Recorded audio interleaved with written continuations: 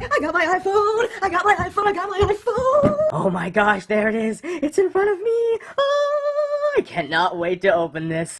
Cut around those edges! Cut around those edges! Oh! Oh, where is it? Oh, is it in here? Ah, there she is! iPhone! Ha ha ha! Let's just dig a little hole right into this plastic and get this baby out. Come on! Oh, there it is! There it is! Ah, get this out of the way! This is it!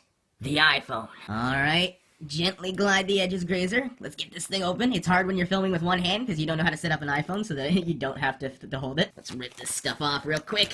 Oh, get that plastic off. We don't need you. Get the plastic off. There she is. Here we go, guys. Main event. Dun dun dun dun dun dun. Dun.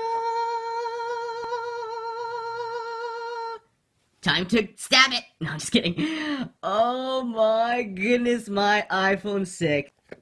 Oh, it's beautiful. Oh, there it is. That's what I'm talking about. This thing is awesome. Oh my gosh, it looks nice. Oh yeah, the button to turn it on is on the side now. Turning it on for the first time ever. Here we go. Hola, it says. We'll go with English. I am a proud Canadian. Boom. Well, there you have it, ladies and gents, my iPhone 6. The home button on the side is actually very helpful. You can click it very easily to turn it on whenever I need to, and it says hello to me in multiple languages. Hola. But anyways, I hope you guys all enjoyed this unboxing video. Much lighter than the current one. I love it. I love it already. I love my iPhone. I'm an Apple fanatic. And I'll see you guys all next time. Bye-bye. Remember to leave a rating if you enjoyed. With the lightning to USB cable that we have here next inside of the box, so you can plug one end into your phone, one end into the power brick, and then plug it into the wall to charge up the device. And finally, we have Apple's EarPods, which come along with pretty much every newer iOS device that you can purchase at the moment. Powering up the device for the first time, we get a look at the 4.7-inch display with a resolution of 750 by 1334, and on the backside we have our 8-megapixel camera, our True Tone LED flash. We also have a small microphone, the lock button, and the SIM card tray. And on the other side, we have our mute switch and volume buttons. Now, moving around to the bottom side, we have the speaker grill, the microphone, the lightning port, and our 3.5mm headphone jack. Now, one thing that kind of bothers me about the iPhone 6 is the protruding camera. Don't get me wrong, the build quality is excellent here, but I wasn't a fan of the camera sticking out on the 5th generation iPod Touch, and having it on an iPhone is not going to change my mind. I'm still growing on the design of the iPhone 6 with those antenna bands on the back, but overall it's made out of great materials, and we do have cool features like reachability, which will allow you to double tap on the home button to reach icons at the top without awkwardly stretching your finger or using your other hand. So overall, I'm kind of letting the design grow on me. I was a big fan of the design with the iPhone 5 and 5S, and obviously the iPhone 6 is very different, but I want to know what you think about the iPhone 6 design, and leave a comment down below. Also, if you want to know more about iOS 8 and some of the features that come along with the iPhone 6, I recently published a video that details 20 of the Hello people, today I will be doing a comparison of the yet-to-be-announced iPhone 6 with the Samsung Galaxy S5. In this comparison, the iPhone 6 will be represented by all the leaked info and photos that we have of the phone, although this is subject to change. With that said, most of the major updates to the next-gen iPhone have been leaked and have a very high chance of becoming reality. In this video, I will be focusing on the following aspects of each phone: build quality, the size of the display, added features of the phone, speed, battery life, and the camera quality. Lastly, I will not be talking about the UI because it is just too opinionated, and at this point in human history, you should know what mobile operating system you like the best. Getting into this video, the Samsung Galaxy S5 has a good build quality when considering that it is completely made out of plastic, but against the iPhone 6 and its alleged new aluminum unibody design, there is just no competition between a plastic phone and a phone made out of aluminum. The S5 has a 1080p Full HD display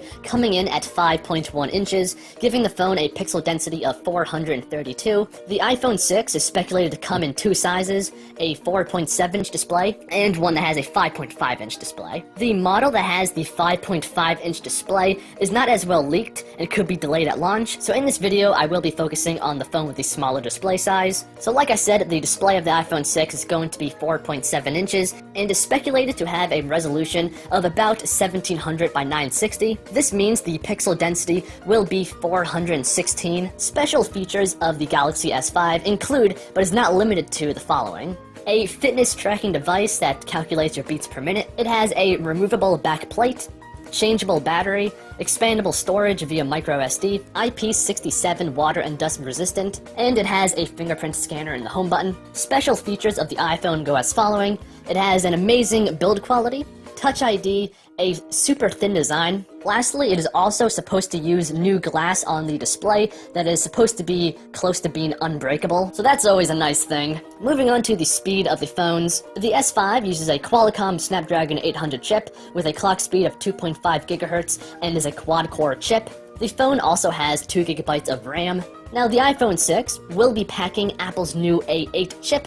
This is speculated to have a clock speed of 2.6 GHz and could be a quad-core chip. The iPhone is also speculated to have 1 GB of RAM like the iPhone 5S did. Now, all of these specs are completely useless if your phone is dead. So the S5 has a battery capacity of 2800 milliamps. Along with KitKat and the new optimizations, the S5 delivers good battery life, and for most people it can last a whole day. Now, the last-gen iPhone, the 5S, uses a battery that has a capacity with about 1500 milliamps. Although this does look weak, the iPhone, along with iOS 7, is able to manage the iPhone's usage and be more efficient, ultimately giving this phone about the same battery life as the Samsung phones, even though the capacity is a lot less.